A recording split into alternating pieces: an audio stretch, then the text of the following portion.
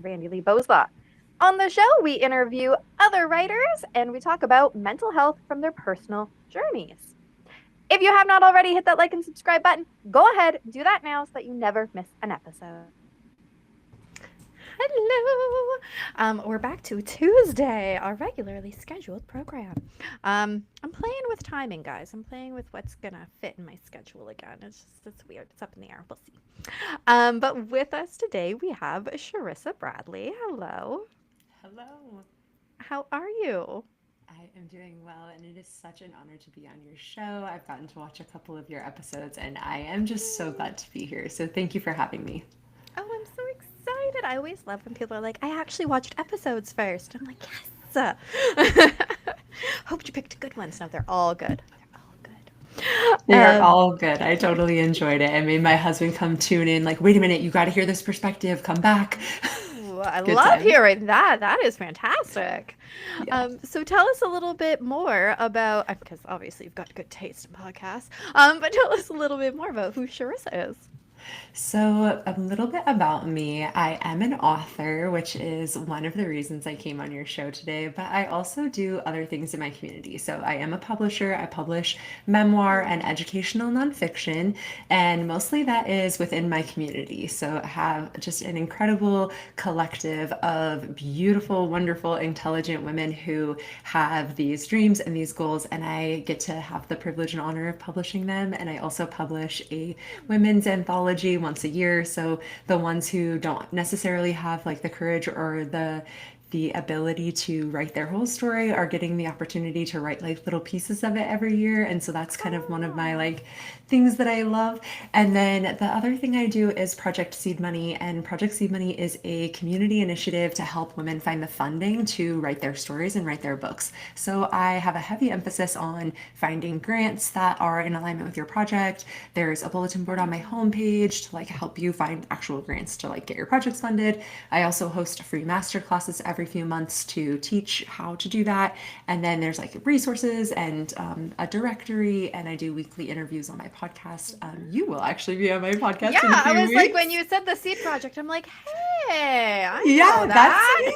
that. That's me. So yeah, I actually get the honor of interviewing you in a few weeks, and I'm very excited about that for that podcast. And that's all about inspiring women to write and helping us get over the hurdles of the actual challenges of facing writing and the negative self-talk and then the vulnerability we face after our stories are out in the world. So that is what Project Seedmoney is about, and that's kind of who I am in the world: an author, a publisher, and then Well, Project that's, Seedmoney. I mean, it's kind of who, but it's more like what you do. Who are Yes. you and your soul? Yes. Hardest question, Yes. honestly. Hardest question. Oh, I'm just a soul having a human experience, struggling my meat suit like everyone else, doing my absolute best. And I have this little like guy on my wrist, and he like reminds me Oh. like I'm here to be a messenger of love, like giving love and showing people what that means. And so really who I am is someone who is trying their best, but also tries to spread a little bit of extra love in the world. See, I love that. See, that's who you are. True. True. Thank you. All right, so I only, I very quickly look at questionnaires because I like to be surprised. But there was a few things that we could potentially talk about today. Um, Obviously, we probably won't get to everything. You might just have to come back again. I don't know. But one of the things that I saw that is not talked about enough was anorexia. So, Yeah. can you start your story? And I mean, I'm sure other things are going to be intertwined up in there, but start your story wherever makes the most sense. But I would love to hear a lot about that just because it's not talked about a lot. I am so glad that you brought this up because it's something that is very recent to my understanding. So, for a very long time, in my youth, in my early youth, my father, who was an absent father figure but would come in every now and then, he would say things to me like, "You're too skinny." He would take me to the doctor and say, like, something is wrong. She's like malnourished. Yep. And so those kind of things were like regular in my life. So I wish it would have clued me in. I really wish it would have clued me in. But only about like 4 or 5 months ago, I started having this realization that I had I actually am anorexic, and I need to admit it and say it like that because I have no hunger response. Like I don't ever in Oh, my body feel hungry. I don't get that like I'm hungry, I need to go eat. What I get is I'm nauseous, and that's because I'm like low blood sugar and I need to eat because I haven't okay. eaten. Okay, so that is how I've like trained myself to eat is like, oh, I'm nauseous. I don't have like this hunger thing. Okay. So Okay. that is very new for me, and I didn't realize that it was anorexia. And I just want to like bring that to the forefront before I like tell my story part of it because Yeah, I this is didn't new. know. Yeah, no Right, I one has didn't talked know. about that before. So that is Okay. very interesting. I'm glad you shared that because Thank you. yeah, that's Okay, something so that, here's where it comes from, I think, because I'm just still putting the pieces together myself. Okay, I yeah, write about health, I write about it in the health space. So this is something that's like kind of vulnerable for me. It's me saying like, hey, there is a part of my story where I have not been walking the walk because I didn't know it existed, and I want to correct that for myself and then put that out into the world. So I'm really I glad we're getting the chance. love the way you said that because there's a couple things. My brain sometimes goes faster than my words. Um, it's not necessarily that you weren't walking the walk. You didn't know, like you said. So that's something that, I've shared it on the show before is that we do the best we can with the information we have in this moment. And Yes. it's not to say somebody is hypocritical because they learned new information. No, they learned new information, so they were able to absorb that new information and add something or change something or, walk a different walk, like you said. So I Yes. love always mentioning that because there's so many people out there that are like, nope, this is the way it is because this is the information I know and I can't learn new information or you become a hypocrite. No, new information is how you change your mindset and grow as a person. So it's Yes. so nice that you said that. I love it. I love it. Yes, it's the only way that we can battle cognitive dissonance, truly, because we have to be able to like know something different in order to change a belief, in order to battle cognitive dissonance. So it's a new, like, I'm constantly discovering things about myself. I'm on a path of like self-discovery as like my life path. Like, I'm a life path number 5. It's like someone who's always meant to be learning. I'm always meant to be like I learning, think learning, all learning. people are meant to be learning. Yes, right. Yes. I wish that that was more common. Like if that's one thing we Right? can take from this, I wish it was more common. So, where this came from in the first place is I was raised by a single mother of 4 children, and we were Ooh. very poor, and we ended up Where did you homeless like fit in the multiple order? times. Sorry. I'm second in Okay. order. Okay. But I'm the first girl. And that's Oh, and that's important. it is important because my brother started struggling with addiction when he was 13, and at that point I was 3 or like 6. So at 6 years old, my older brother, who was supposed to be like the oldest in the family, was already starting to struggle with addiction. So and starting to drink and starting like all of these things kind of started there for him. So I think that is important for me to express in my story because even though I wasn't the oldest, there were certain responsibilities that came onto me because the oldest in my family wasn't capable of taking that load. Hmm. So I think that that is kind of important to mention, even though I wasn't the oldest, like I still kind of took over, and then the oldest daughter, right? Which So is different. Oldest boys and oldest daughters do have different responsibilities, even oh, if they could yes. both take on the whatever that it would be. Oh, I totally agree. And then I think like maybe even because of my gender, I felt more responsible for like my younger Yeah. sisters and things like that. I would say especially since your only parental figure was a woman, right? So you get all those mom vibes. Not to say that dad can't have the same thing, but I feel like we're relatively the same age. So back when we would be little, I mean, there was a significant difference between the mom vibes and the dad vibes. Well, my dad was completely absent, so like there you go. Like no Right, dad, exactly. and none of my siblings had absent. I mean, none of my siblings had present father figures either. So four kids, four different dads, no dads in the picture. We had no dads. Some boyfriends and that kind of thing in and out, but never like a role model father figure. No one that Mm, ever was like, I'm the dad, I'm gonna take over these things. yep. So none of that. So yeah, I didn't ever see or truly like respect men or like men. It turned out like, like that I kind of had this like hatred and had to like heal my Yes. relationship with men like after I had my son and realized like, wow, I actually need to fix this so that I don't like put this on my son. Yep. So we were, four kids, single mom, but also my mother struggles still to this day with addiction, but it was prescription medicine. So Okay. she was like chronically ill. She's also mentally ill, like borderline personality disorder, psychosis, Yeah. plus chronic physical illness, and then prescription medication. So by the time I A was lot. like, so by the time I was 11, my mom went to bed like for the rest of my life. She never like was a mom Wow. again. Like, so then I had two little sisters, a 3-year-old and a 6-year-old little sister that I like took over 100% of their care. Made sure they got to school, Wow. made sure they ate, made sure they had clean clothes. This is where the anorexia came from. There was no food, no one looking after me, no one caring or feeding me.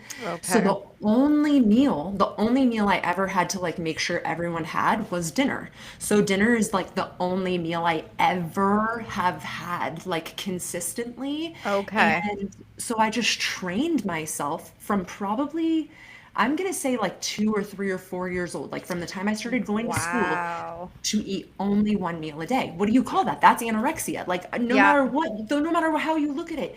But I thought I was like, I never even thought about it like that. Because And I you don't like, wouldn't, right? right. Because that is just, that was your normal. Right. I wasn't like depriving myself of food because I wanted to look a certain way or fit a Mm-hmm. certain mold.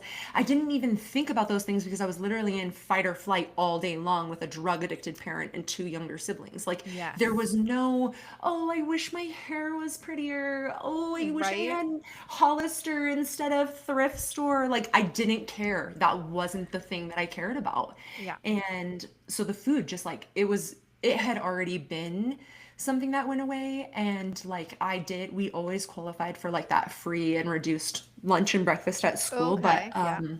I struggle with sensory issues like smell and sounds and things, and so like a cafeteria is kind of like Oh, a a nemesis. lot. Yes. Yeah. Yes. And then my mother, like chronically ill, we spent a lot of time in the hospital. It was my responsibility to like take her, be with her. I would spend like 6, 7, 8 hours a day in a hospital setting. And that smell, if I'm being truly honest, is very similar to a cafeteria smell. And so I Yes. think it was Yeah. triggering too. Yeah. Yeah. So now I'm 38 and I do force myself to We're the eat. exact same age. See, I I knew thought it. I so. knew I thought so. it. So I do force myself to eat. I've had 3 children. I'm obviously like taking care of my needs as best as I can. I still have no hunger association.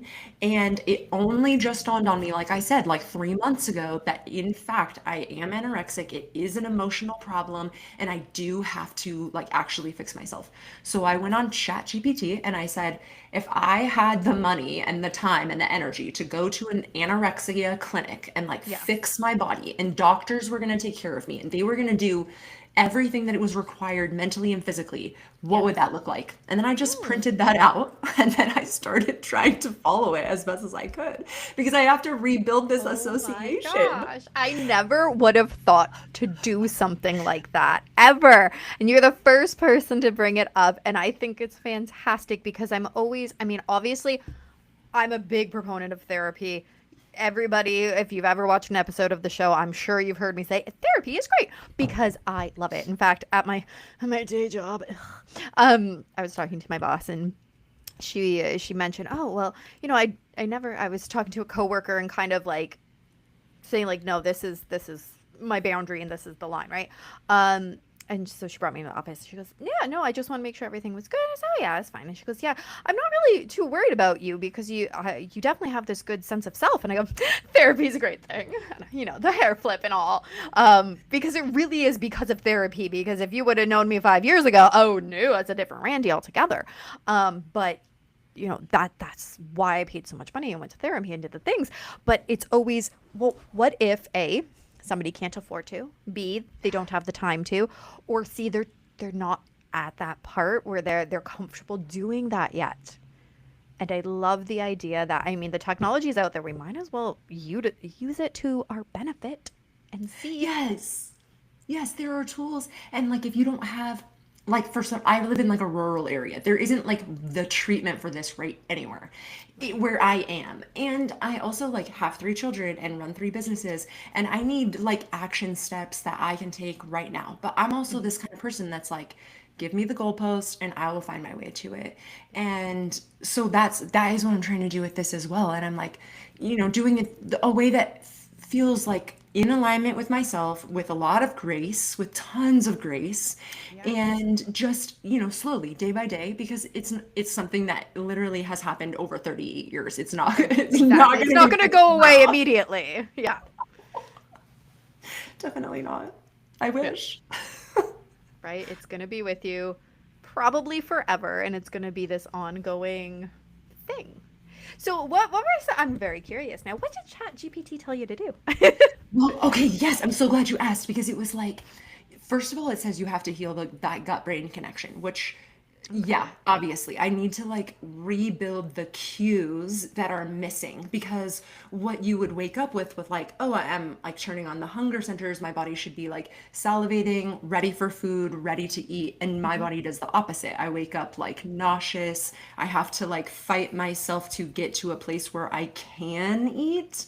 Um, and not like gag on the way down because it's so uncomfortable to eat when you don't feel good, Yeah. so okay, so ChatGPT said to wake up and within 30 minutes of being awake have like warm lemon water with like ginger and or Mm. peppermint tea. So something that like stimulates digestion but also settles the stomach acid. So it was like, here's the problem. You have to like combat that right away.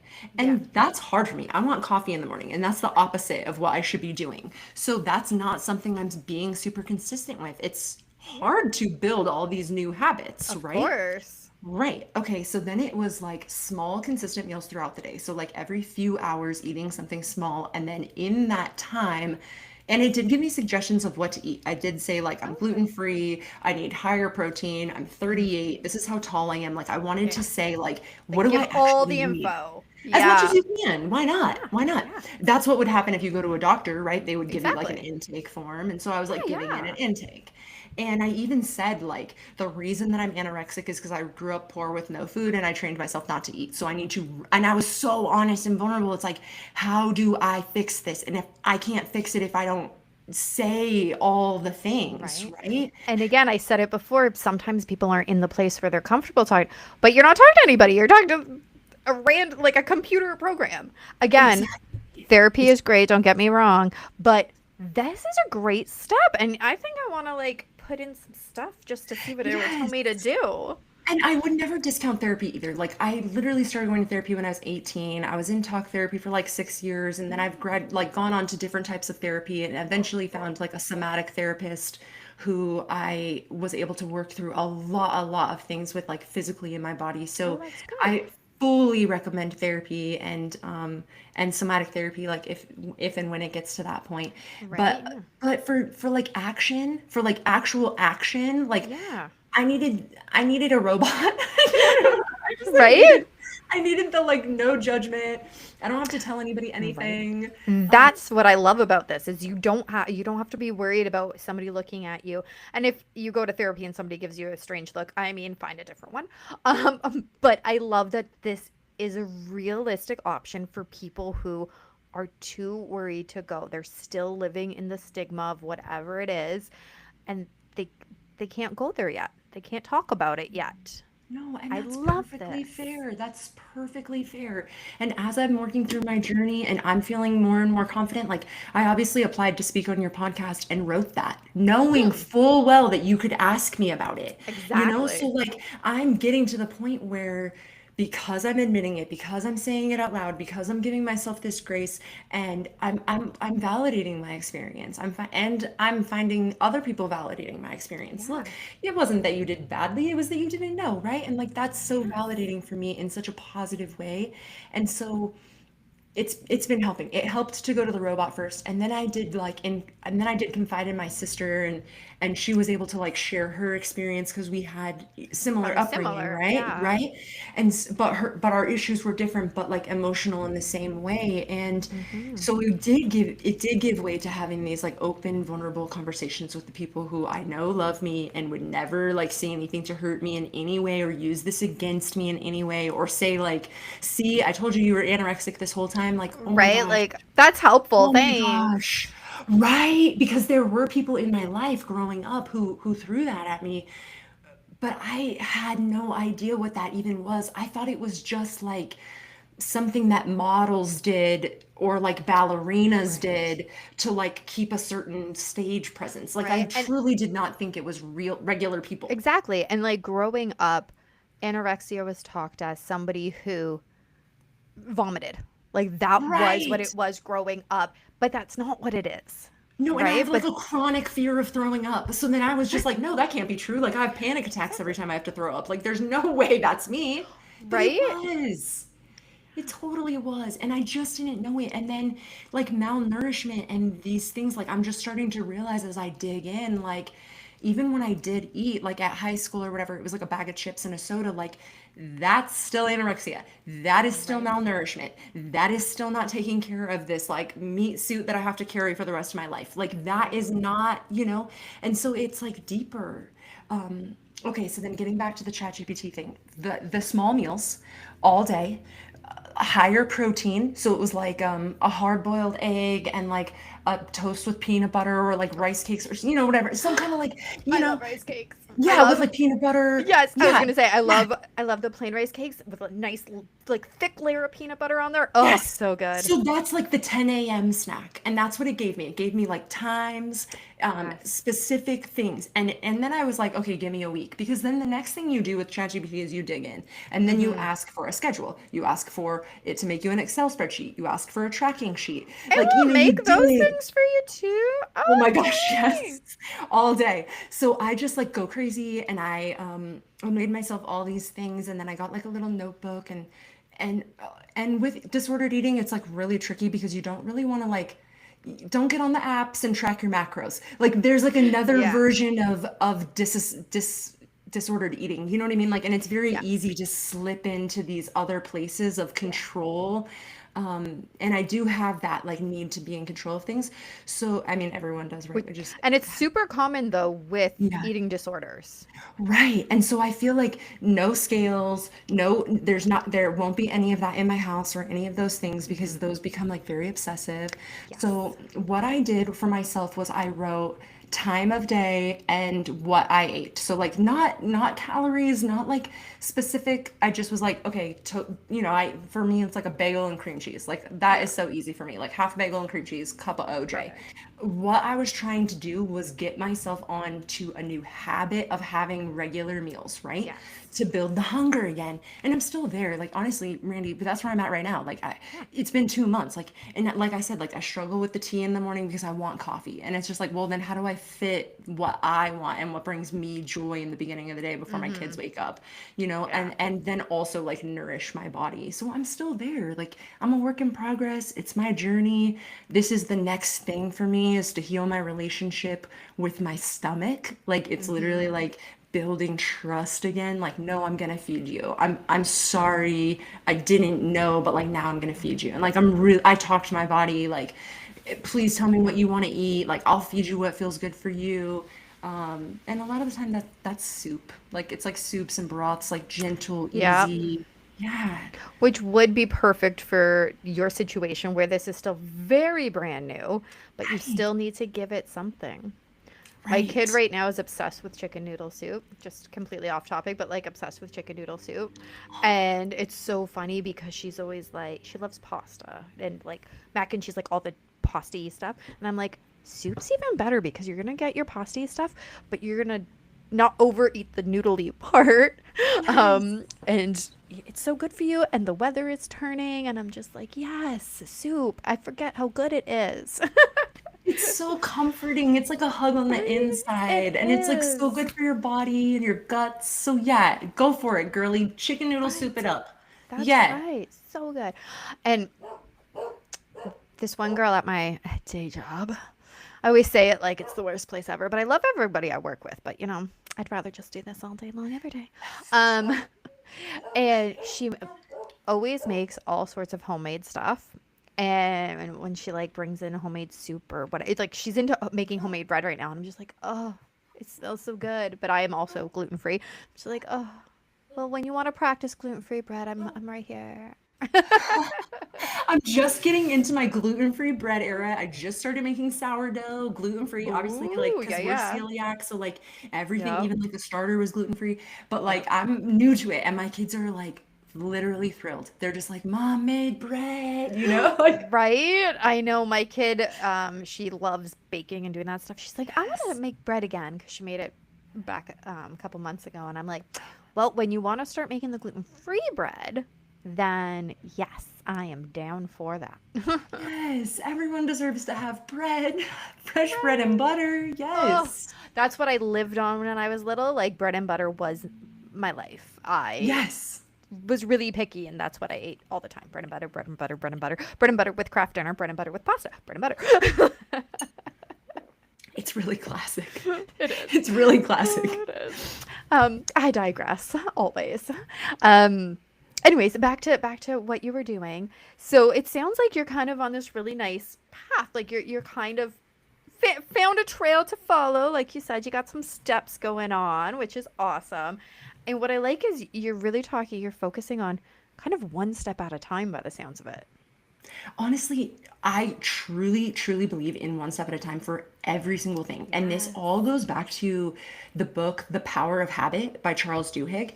Oh, And he okay. talks about in the book how it takes 21 to 60 days to build a habit. Mm-hmm. And he also talks about how like really impossible it is to build new habits and how like our brain like like hates change and like you have to literally Yes. battle yourself, and we have like a right Mm-hmm. brain left brain like battle, right, of Yes. like do the right thing, no I want the pizza, do you know, it will Yeah, make us yeah. sick, I don't care. So we're battling these things, and what he says in the book is that like if we want to do anything with our life, if you want to change anything, you have to focus only on one step. So like it's impossible to wake up and be like, Monday morning, I'm going to change my diet and my exercise and my sleep and my. Oh my No, gosh. absolutely no. So for me, Yes. no, you can't. So I'm focusing on getting 5 small meals in every day. Okay. That is my focus. And when I get to that Yeah. point, when I get to breakfast, lunch, and dinner, plus a couple little snacks Little in between, snackies. Yep. yeah. Then I will move on to the next step. And the next step for me will be like really honing in on the mental side of it too, because Yes. there's a lot of stories associated with it. There's a lot of pain and stuff to dig Right. A lot of out. trauma by the sounds of it. Right, Right. Yeah. exactly. And so I also have to just take so gently and again like full of grace, like just one Yes. little baby step at a time, and not beat myself up about not having an appetite. Like when I tell people like I literally quite Right. literally never feel hungry. They're like, "Oh, it must be so nice." Like it's not. See, That's rude. I very much feel hungry, but it's funny because last night I was just talking to my kid about how I don't think she has the full. She doesn't know what full feels like. And so it's the complete opposite of you, which is I find hilarious because literally just last night we were talking about it. And yeah, it's teaching her the difference between, being full and being stuffed. Because you don't need to be stuffed all the Oh, it's so time, uncomfortable. Yeah, yeah. right? But she will literally eat till she's stuffed and be like, "Oh, I'm so full now."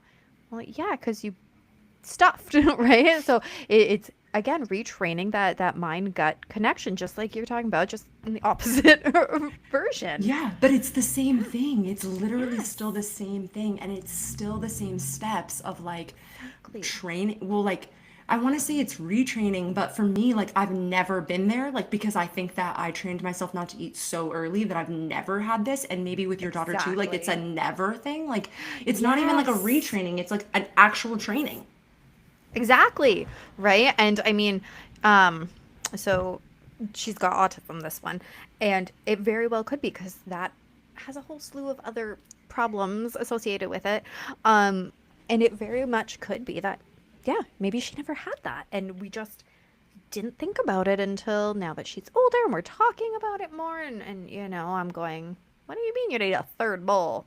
There's not a third bowl left. We ate everything.